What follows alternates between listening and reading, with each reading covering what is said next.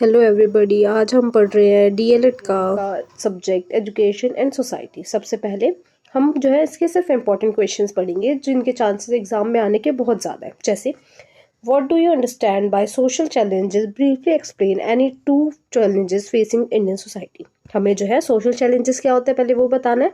Then हमें बताना है कि इंडियन सोसाइटी में कौन से दो ऐसे चैलेंजेस हैं जिन्हें हम अभी फेस कर रहे हैं। सबसे पहले सोशल चैलेंजेस होता क्या है। Social challenges are problems or difficulties that affect society and hinder its proper development and well-being.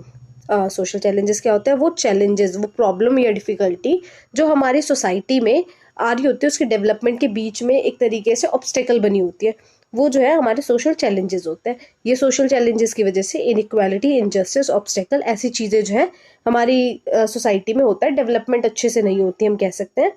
They may be economic, social and cultural and educational in nature. जो ये चैलेंजेस है इकोनॉमिकल भी हो सकते हैं, सोशल, कल्चरल और educational भी हो सकते हैं। अब दो मेजर चैलेंजेस कौन कौन से हैं? एक तो पॉवर्टी, दूसरा इलिटरेसी। पॉवर्टी मतलब गरीबी। ऐसी एक हमारे इंडिया की सबसे सीरियस प्रॉब्लम है पॉवर्टी, जिसमें कि लोग अपना food, shelter, education, health care जैसी बेसिक नीड्स को भी कंप्लीट नहीं कर पाते। और वही इलिटरेसी मतलब पढ़ाई ना होना, साक्षरता ना होना। तो जैसे बेसिक एजुकेशन भी जो कंप्लीट नहीं कर पाते हैं उसे हम इलिटरेसी बोलते हैं। तो जब आप इसको आंसर को लिखेंगे एग्जाम में तो कैसे लिखेंगे? सबसे पहले आप मीनिंग या इंट्रोडक्शन लिखेंगे। देन आप मेन टॉपिक जो सेकंड पार्ट पूछा हुआ है, टू चैलेंजेस, उन टू चैलेंजेस को फर्स्ट पार्ट में पहला वाला चैलेंज एक्सप्लेन करेंगे जैसे यहाँ पे मैंने करा हुआ है। देन सेकंड वाले में सेकंड जो एक्सप्लेनेशन है उसको देंगे। देन लास्ट में कंक्लूजन लिखेंगे। अगर ये 8 मार्क्स का है तो आपको कंक्लूजन लिखना बहुत ज़रूरी है और एटलीस्ट 2 to 3 पेजेस का आंसर कंपल्सरी है। Then next question, how do the values contained in the preamble of constitution influence our education system, explain with example। आपको बताना है कि preamble जो हमारा constitution का preamble है उसमें जो वैल्यूज इंक्लूड की गई है उनका मतलब एजुकेशन सिस्टम में होना क्यों ज़रूरी, मतलब कैसे वो इसको इफेक्ट कर रहा है, मेनली ये हमें बताना है। तो सबसे पहले इंट्रोडक्शन।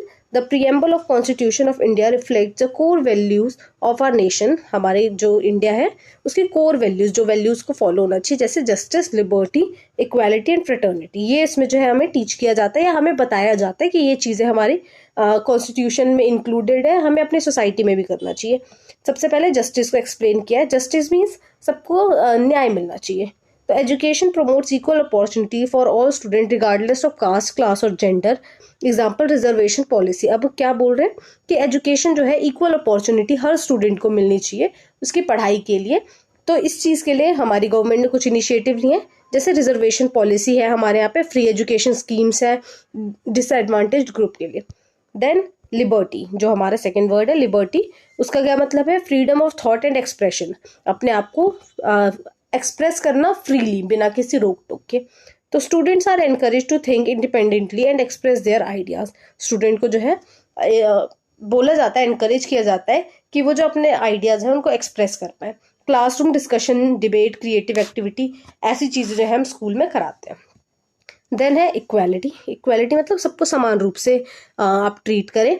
तो हमारा जो RTE 2009 था इसमें फ्री एंड कंपलसरी एजुकेशन सारे चिल्ड्रन के लिए जो है लाया गया था। Then fraternity. फ्रेटर्निटी में ब्रदरहुड, जिसको हम भाईचारा बोलते हैं। तो स्कूल जो है यूनिटी, कोऑपरेशन एंड रिस्पेक्ट का एक तरीके से सिखाता है बच्चों को, जैसे हम ग्रुप एक्टिविटी, सेलिब्रेशन और ये सारी चीज़ें कराते हैं। तो in conclusion, the values preamble shape education into a system that promote democracy, equality and overall development of student. यानी जो हमारा प्रीएम्बल है वो ओवरऑल डेवलपमेंट के लिए काम करता है। Next question, throw light on any 3 important feature of right to education act 2009। जो 2009 में हमारा RTE एक्ट आया था। RTE, ये आपको याद रखना है कि RTE 2009 की बात चल रही है। तो इसमें जो है कौन कौन से 3 इंपॉर्टेंट फीचर्स थे पहले वो बताएंगे। RTE 2009 था क्या? पहले एम क्या था इसका कि free and compulsory education 6 to 14 years के बच्चों के लिए। अब इसके 3 इंपॉर्टेंट फीचर, सबसे पहला है free and compulsory education, no detention policy and 25 reservation in private schools. Free and compulsory education मतलब 6 to 14 ईयर्स के बच्चों के लिए free education. Then no detention policy, student can not be failed और expelled up to class 8th and reduce fear and drop out rate. No detention policy क्या था कि किसी भी बच्चे को स्कूल से निकाला नहीं जा सकता और उसको फेल नहीं किया जाता अप टू क्लास 8, यानी बेसिक जो एजुकेशन है, एलिमेंट्री एजुकेशन, वो हर बच्चे को मिलनी चाहिए। फिर है 25% reservation in private schools, 25% seats जो है प्राइवेट स्कूल में बच्चों के लिए जो वीकर सेक्शंस है उनके लिए बुक करके रखना। Then in conclusion, the act ensures education as a fundamental right and promotes equality and inclusion. तो इस एक्ट से क्या होता है कि सारी जो हमारी जो भी चाहे बैकवर्ड क्लासेस हो, डिसएडवांटेज ग्रुप हो, उन सबको जो है कि पढ़ाई का जो है फायदा मिलना चाहिए। एजुकेशन जो है सबकी फंडामेंटल राइट है, यानी सबको हक है उसको लेने का। Then the attendance rate of student in your class is low. As a teacher what 3 steps can you take to increase it. आप एक टीचर हैं, आपकी क्लास में अटेंडेंस बहुत लो है, तो आपको ऐसे 3 स्टेप बताने हैं जिससे आप अपने क्लास का अटेंडेंस इंक्रीज कर सकते हैं। पहला कैसे कर सकते हैं, मेकिंग टीचिंग इंटरेस्टिंग। टीचिंग जितनी इंटरेस्टिंग होगी बच्चे इंटरेस्ट लेंगे, उनका स्कूल आने का मन होगा। तो अब कैसी एक्टिविटी, स्टोरी, ऑडियो विजुअल, ये सब हम करा सकते हैं। Maintain contact with parents, parents के साथ कॉन्टैक्ट बनाना बहुत ज़रूरी है, तब आपको पता लगेगा कि क्या प्रॉब्लम हो रही है। अगर कोई बच्चे को कुछ इशू भी है तो आप उसको रिजॉल्व कर पाएंगे। Provide incentive and support, incentive provide करना एंड सपोर्ट प्रोवाइड करना। अगर कुछ बच्चे ने अच्छा काम किया तो रिवॉर्ड्स देना, प्राइजेस देना, रेगुलर स्टूडेंट को सपोर्ट करना। तो इसकी वजह से बच्चों में जो मोटिवेशन आएगा कि वो और ज़्यादा जो है स्कूल आए, अटेंडेंस अपनी रेगुलर करें। Then wastage and stagnation are the problems of the school only, not of the society. Comment, आपको बताना है कि वेस्टेज एंड स्टेगनेशन जो है ये सिर्फ स्कूल ही नहीं, सोसाइटी की भी प्रॉब्लम है।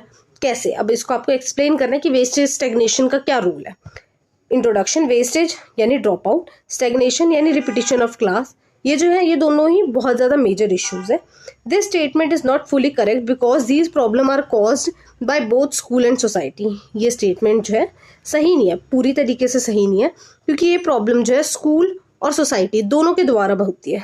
अब जैसे स्कूल के फैक्टर्स हैं कि स्कूल कैसे, poor teaching methods, lack facilities, untrained teachers. किस वजह से स्कूल के फैक्टर्स क्या क्या हो सकते हैं, पुअर टीचर मेथड यानी जो हम पढ़ा रहे हैं या टीचर जैसे एक्सप्लेन करिए वो बहुत ही मतलब अच्छा नहीं लग रहा, बच्चों को इंटरेस्ट नहीं आ रहा।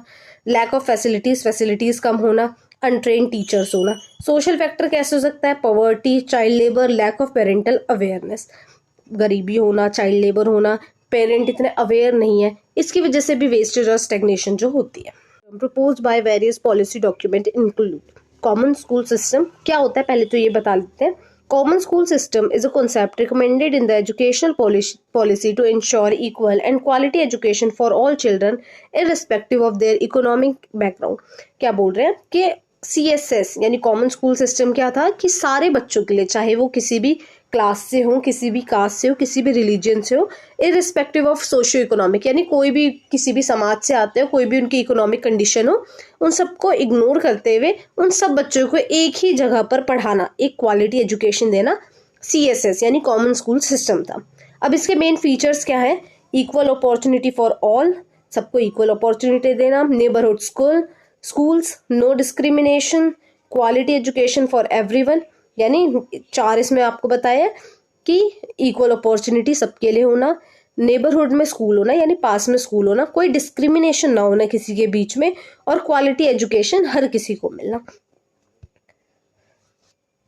You are a member of school management committee, आप जो है स्कूल मैनेजमेंट कमिटी के मेंबर हैं। What will be your role in the qualitative development of the school, school के क्वालिटेटिव डेवलपमेंट के लिए आप क्या रोल कर सकते हैं, आपको ये बताना है। The School Management Committee SMC plays an important role in improving quality of education। SMC members जो गवर्नमेंट स्कूल में बहुत ज़्यादा चलता है या हमारे प्राइवेट स्कूल्स में भी चलता है। अब इसमें क्या है कि आपको एक मेंबर के तौर पे आप स्कूल की डेवलपमेंट के लिए क्या क्या कर सकते हैं वो बताना है आपको। तो सबसे पहला रोल है monitoring school activity, school activity को मॉनिटर करना, इम्प्रूविंग इंफ्रास्ट्रक्चर को इम्प्रूव करना, encouraging community participation, supporting student. ये सारे जो है आप रोल्स जो है एक तरीके से एक SMC मेंबर के तौर पे कर सकते हैं, जिसकी वजह से स्कूल जो है बहुत ज़्यादा ही अच्छा बनेगा। The dream of a developed India cannot be fulfilled without a good education system। Analyze this statement। हमारा जो ड्रीम है डेवलप इंडिया का, ये बिना गुड एजुकेशन सिस्टम के जो है कंप्लीट नहीं हो सकता। इस स्टेटमेंट को आपको एनालाइज करना। Education is the foundation of Nations progress. A strong education system is essential for building developed country. Education जो है किसी भी नेशन की प्रोग्रेस का एक फाउंडेशन होता है, यानी बेसिक्स है। अगर फाउंडेशन अच्छी होगी तो ही पूरा जो है आपका नेशन एक प्रोग्रेस करेगा, डेवलप होएगा। तो अब इसको एनालाइज करते हुए हम क्या लिख सकते हैं कि अगर एजुकेशन अच्छी है तो इकोनॉमिक डेवलपमेंट होगी। कैसे? Education create skilled worker and increase employment opportunity. Education जो है स्किल्ड वर्कर्स को क्रिएट करेगा, एम्प्लॉयमेंट की अपॉर्चुनिटी इंक्रीज करेगा। सोशल डेवलपमेंट कैसे होगा?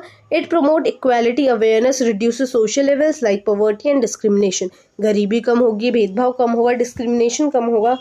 Scientific and technological growth. Educated people contribute to innovation, research and development. Scientific और टेक्नोलॉजिकल ग्रोथ भी होगी। अगर लोग अच्छे से पढ़े लिखे हैं, नॉलेजेबल हैं, तो वो जो है कंट्रीब्यूट करेंगे नए नए इनोवेशंस, रिसर्च में। फिर है democratic values. Education develop responsible citizens who understand their rights and duties. अब एजुकेटेड होंगे लोग तो उनके अंदर जो है अच्छी जो रिस्पॉन्सिबल सिटीजन बनने के वो काबिल होंगे। वो अच्छे जो भी उनकी ड्यूटीज़ है, जो भी एथिक्स है, वो उसको कंप्लीट करेंगे, उसको फॉलो अप करेंगे। तो इसलिए जो बिना एजुकेशन के एक नेशन का डेवलप होना is impossible. Your colleague uses the same pedagogical method for all students. How will you prepare him to adopt methods according to the different students? Any 4 points. आपका कलीग जो है, यानी आप एक टीचर है, आपके कलीग जो है सेम मेथड से सारे बच्चों को पढ़ाते हैं। किसी में भी चाहे बच्चा एवरेज हो, चाहे बिलो एवरेज हो या स्मार्ट हो, सबको एक साथ पढ़ाते हैं। आप उसको जो है कैसे बताएंगे कि आपको क्या करना चाहिए? Every student is different in terms of learning ability, interest and background, so teaching method should be flexible. Teaching method जो है flexible होना चाहिए क्योंकि हर बच्चा अलग है। तो अब सजेशन क्या है इम्प्रूवमेंट के लिए? Understand individual differences. सबसे पहले इंडिविजुअल डिफरेंसेस को अंडरस्टैंड करना ज़रूरी है। यूज़ वेरिड टीचिंग मेथड, अलग अलग टीचिंग मेथड यूज़ करना चाहिए। कॉन्टीन्यूस असेसमेंट, रेगुलरली जो है हमें बच्चे को असेस करते रहना चाहिए। इंक्लूसिव एजुकेशन अप्रोच, बच्चे को जो है सबको साथ में लर्नर्स को लाना चाहिए, पर वीक और स्पेशल नीड वाले स्टूडेंट को जो उन पर थोड़ा ज़्यादा मेहनत करने की ज़रूरत होती है, उन पर थोड़ा और ध्यान देना चाहिए। Right about any 2 societal challenges which influence the school education system. अब क्या बोल रहे हैं कि आपको 2 ऐसे सोसाइटल चैलेंजेस बताने हैं जो स्कूल एजुकेशन सिस्टम पे जिनका असर पड़ रहा है। जैसे एक तो पॉवर्टी यहाँ पे बताया, यानी गरीबी। Poverty forces children to work instead of attending school. बच्चों को जो है पढ़ाई की जगह पे स्कूल अटेंड करने की जरूरत पड़ती है। अब इसका इम्पैक्ट क्या पड़ता है? Irregular attendance, drop out increase, lack of learning resources. फिर है gender discrimination. Girls are often denied equal educational opportunities. इसका इम्पैक्ट क्या होता है?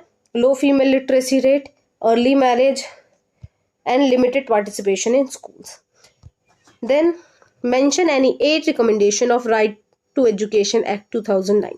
RTE जो है हमारा 2009, इसके बारे में हमें कुछ बताना है। क्या 8 इसके रिकमेंडेशन, इसकी 8 सिफारिशें।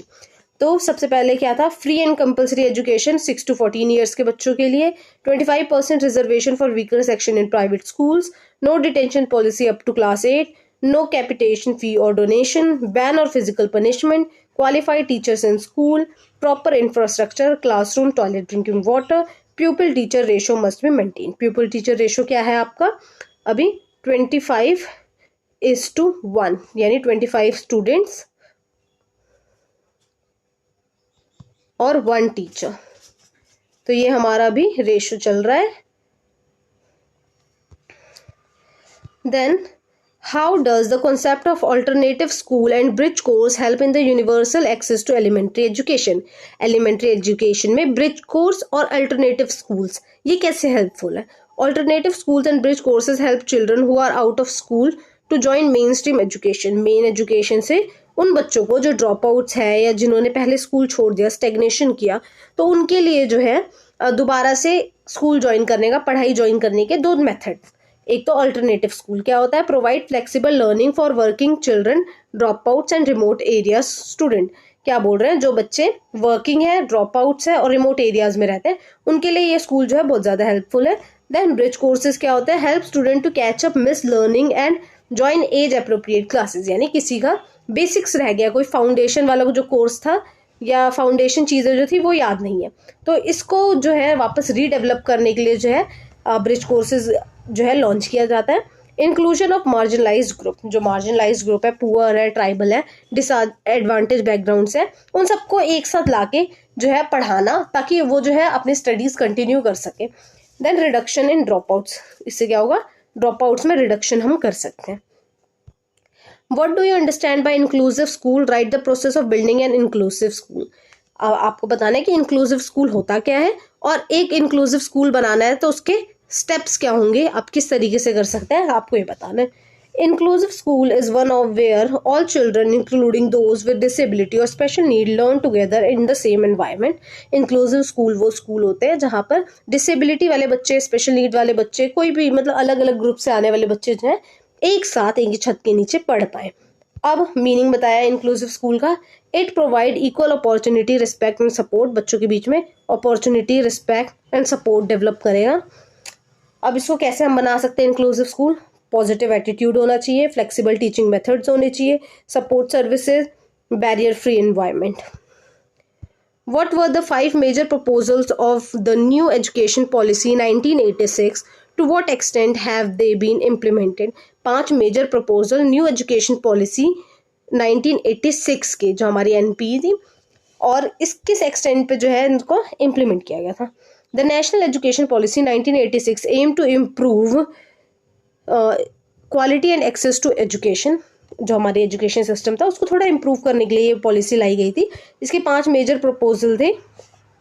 Universalization of elementary education, equal opportunity for women and disadvantage group, improvement in teacher education, use of technology in education, vocationalisation of secondary education. Extent of implementation, elementary education has improve through schemes like SSA. SSA क्या है? सर्व शिक्षा अभियान, ये आपको पता होना चाहिए, Sarva Shiksha Abhiyan. Then girls education has increase, इससे जो है गर्ल्स एजुकेशन में भी इंक्रीज हुआ था। Teacher training programmes expanded, technology introduced in many schools, vocational education still needs improvement. Vocational education हो तो रही थी पर उनको और इम्प्रूवमेंट की जरूरत थी अभी। Then why is the presence of democratic values is a fundamental requirement of modern education system? Give 4 suggestions to inculcate them. जो डेमोक्रेटिक वैल्यूज हैं उनकी प्रेजेंस मॉडर्न एजुकेशन सिस्टम में कैसे है, ये क्यों है, कैसे हम उसको वो कर सकते हैं, क्यों है, आपको ये बताना है। Democratic values like equality, freedom, justice and essential for building responsible citizen. एक रिस्पॉन्सिबल सिटीजन बनाने के लिए इक्वालिटी, फ्रीडम, जस्टिस, ये जो है वैल्यूज है ये होना बहुत जरूरी है।